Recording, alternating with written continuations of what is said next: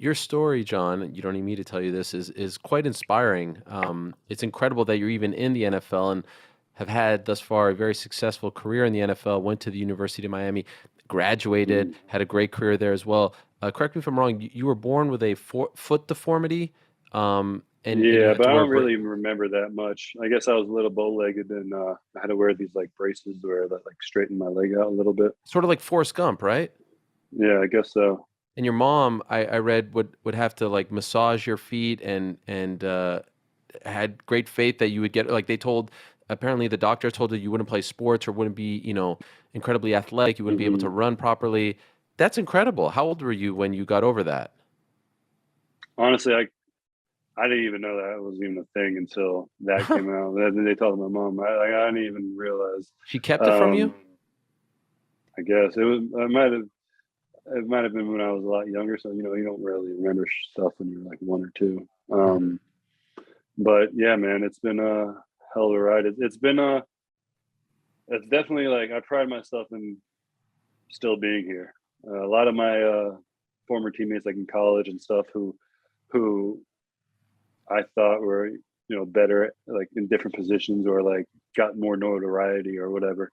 Uh, to still be here and outlasting some of the guys, it feels good. And I hope you don't mind me bringing up a bit of your past, but your story is hmm really something else, and I've gone to learn more about it. So you grow up hmm in New York until you're 10. Your parents get divorced. Your mom, So I was three.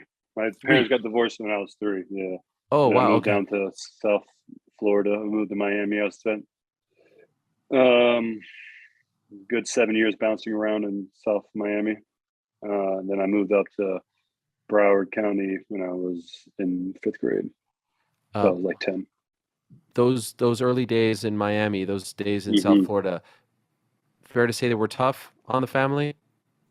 Yeah, definitely.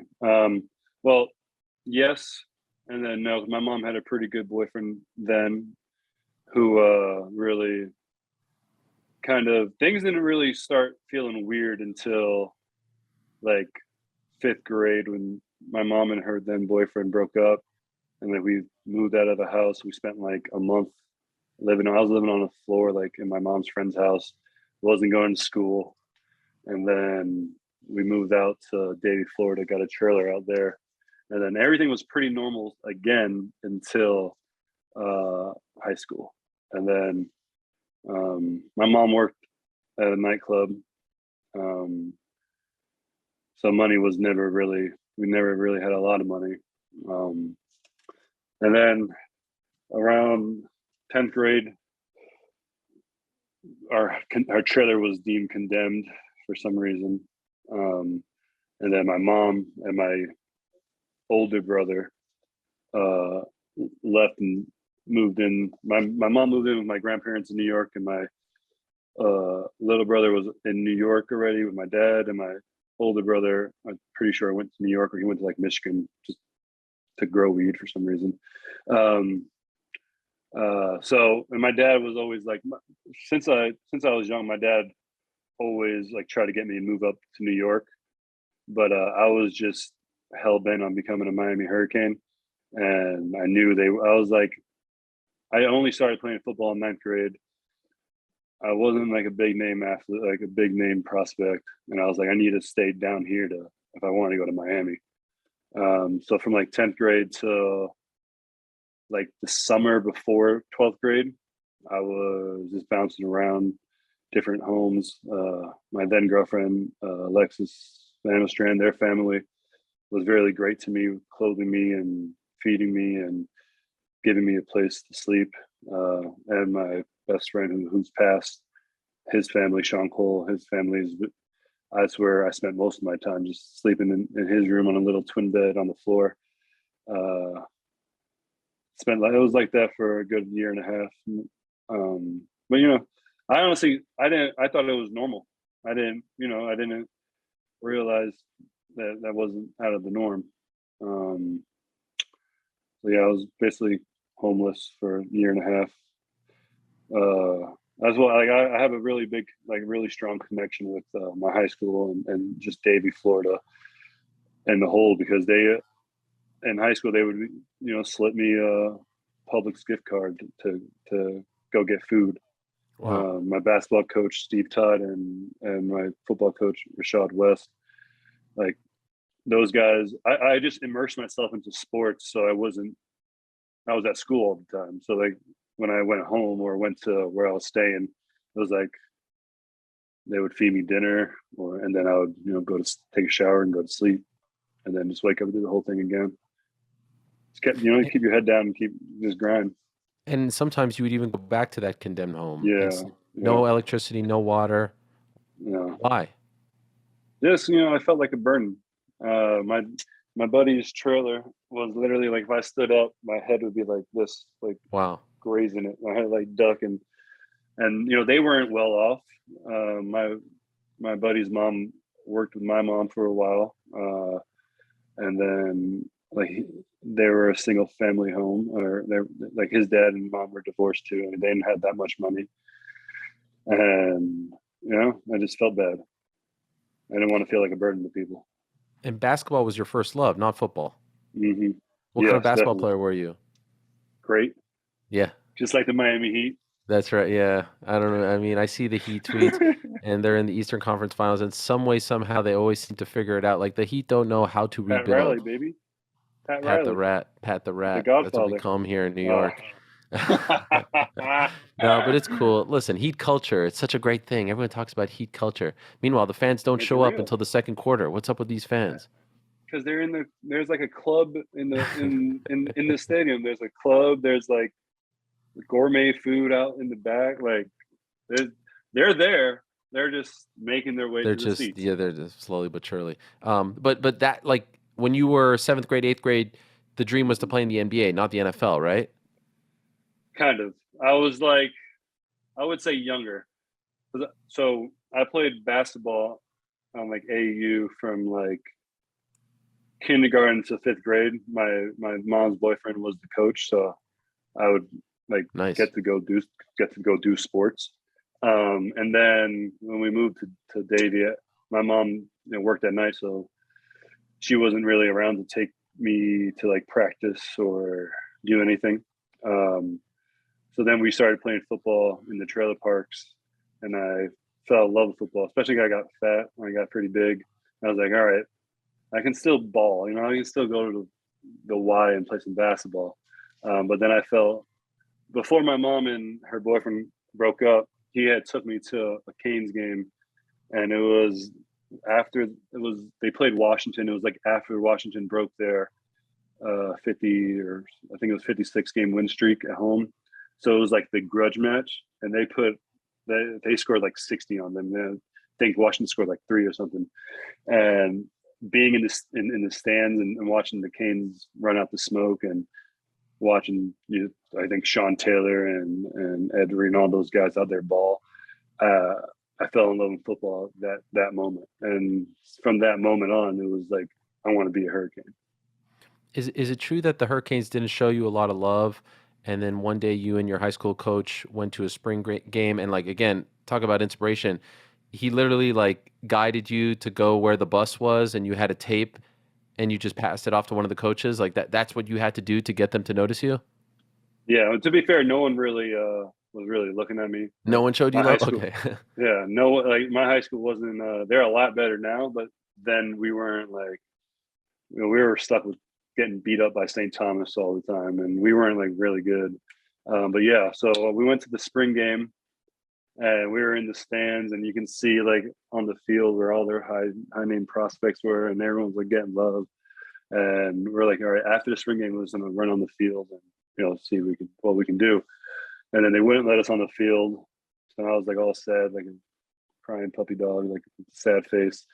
And my coach, as we were walking to the car, my coach is like, Coach West was like, I have an idea, and like he like knew where the buses were, so we went over to by the buses and we just waited. Thomas Robinson, I can't, I always remember what he said because he looked me up and down and was like, well, you got the frame for it or something. And so we handed him my tape, and then about a week goes by, you don't hear anything, and then like probably like 10 days after, I had a call from Coach Stoutland, and like, oh, we want you to come for unofficial, blah blah blah. So we set up the unofficial. I didn't even need an unofficial. Like I already knew I was going to commit. So we set up the unofficial. We go there, and then meet Coach Shannon. Great time. Get home, and then they call me when I get home, and they're like, "Hey, we want to offer you. We're going to offer you blah blah blah." And I was like, "All right, cool. I commit." And then they're like, "Oh, you don't want to like take time and like ask your mom or anything?" And I was like, "Hey, mom, I'm committed in Miami." And And they're that was like, "All it. right," and that was it. At that point, was Miami the dream, like the end of the dream, or did you think you could make it to the NFL? No, it was the end of the dream. Like I remember my first year, I got redshirted, and I was on the practice squad or whatever they call it in Mhm. college, and I was getting my face blasted in. I was like Olivier Vernon was kicking my butt. Um, Regis, Marcus Forston, or I forgot his last name. But anyways, I was getting my face beat in, and I was like, damn, like at least I'll get a good education.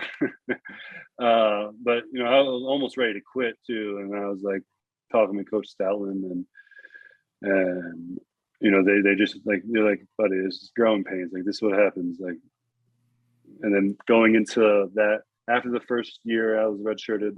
Going into that summer, I just kind of worked my balls off and ended up starting like the second at right tackle the second week of my redshirt freshman year against Ohio State, which was great because my older brother, was a big Ohio State fan, and I hated them. Mm. And then to be able to go out and then beat them, I was on cloud nine. And we don't have to get into your whole family history, but you're glossing over a lot of stuff that I think people should know. Your mom's a two-time cancer survivor.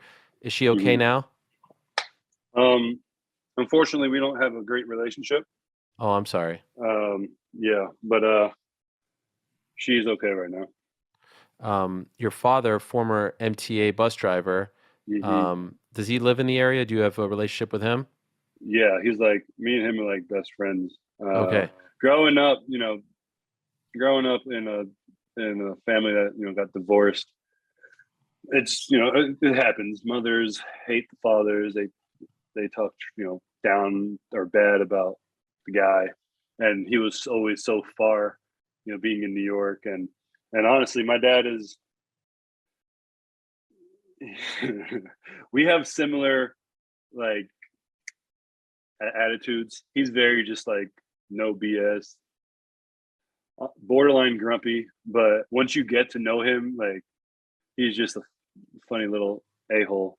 So me and him really like best friends.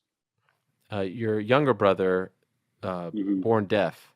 Chris, yeah, How is he doing now? he's good. He's you know bouncing around, staying with my mom, just being a kid. He Okay. needs to grow up, but he's me and him are really tight.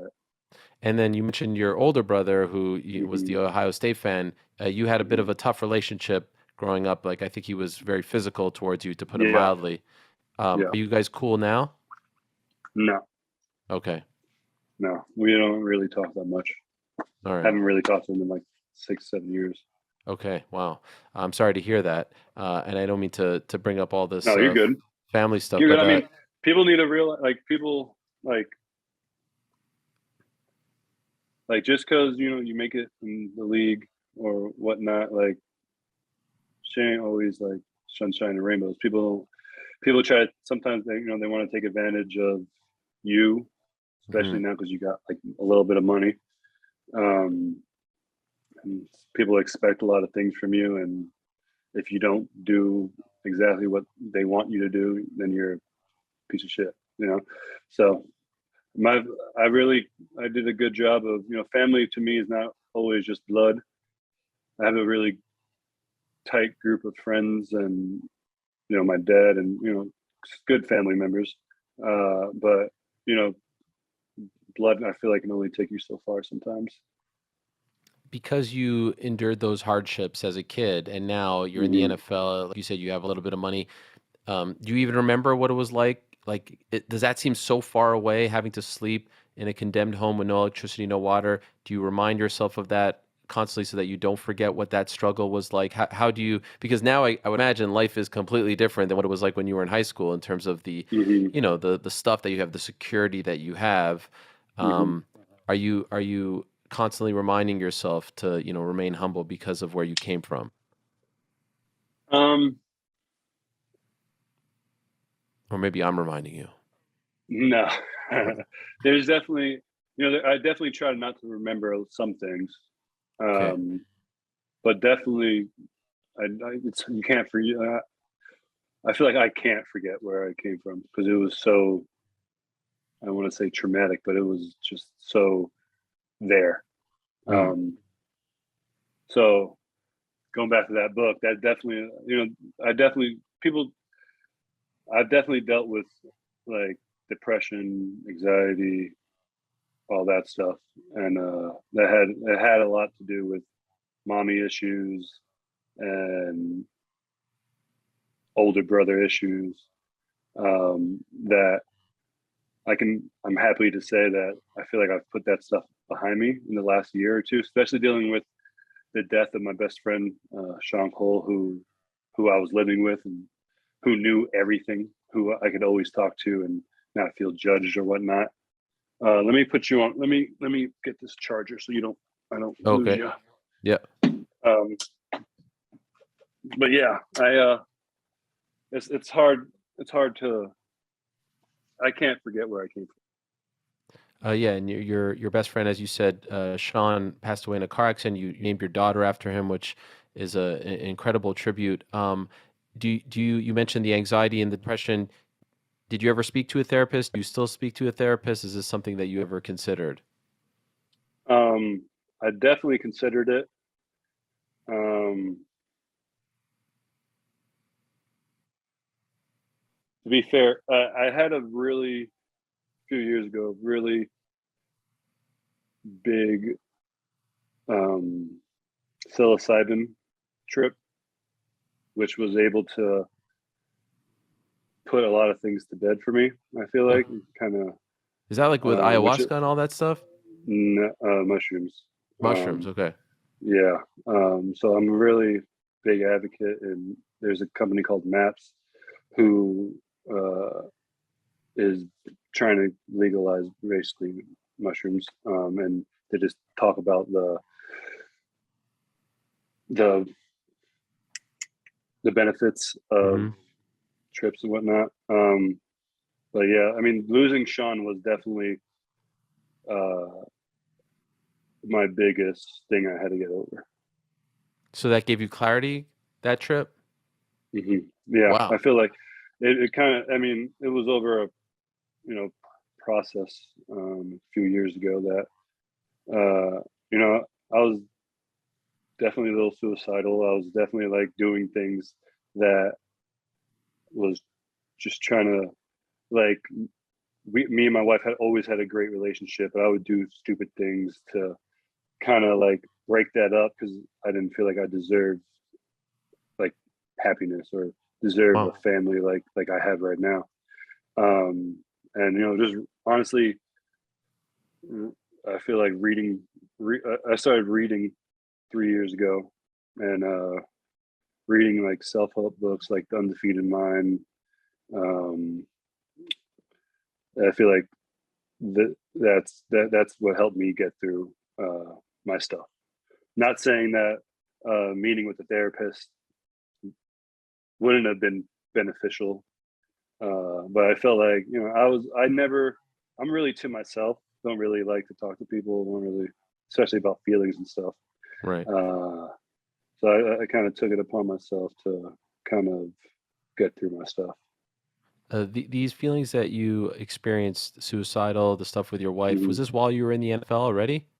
Oh yeah, that's honestly when I know it's not like sounds crazy, but that's honestly when that was the height of it. That was like kind of in Oakland.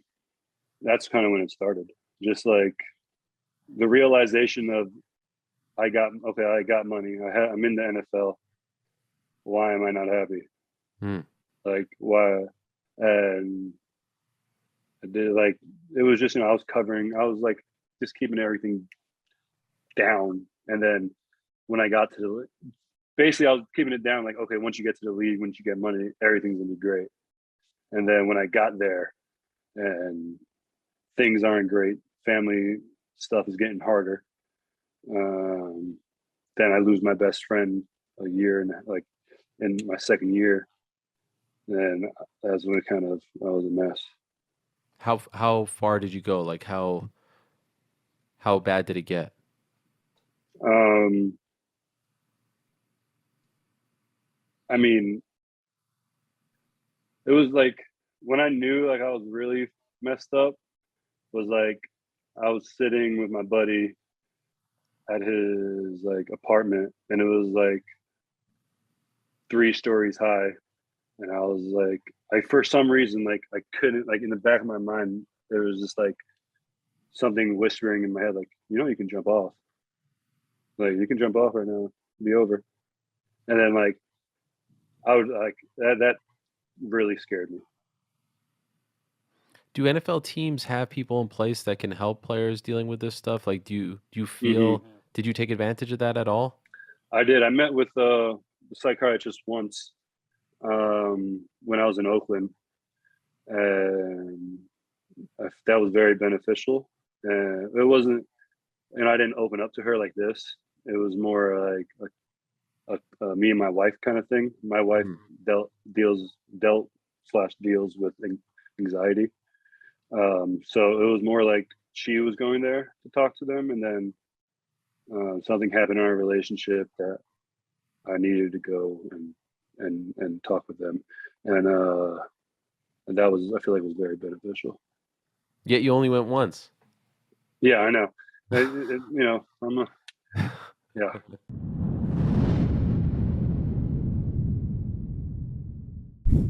Thank you for watching this portion of the Ariel Helwani show. For the entire conversation, I do suggest you check it out. Click here.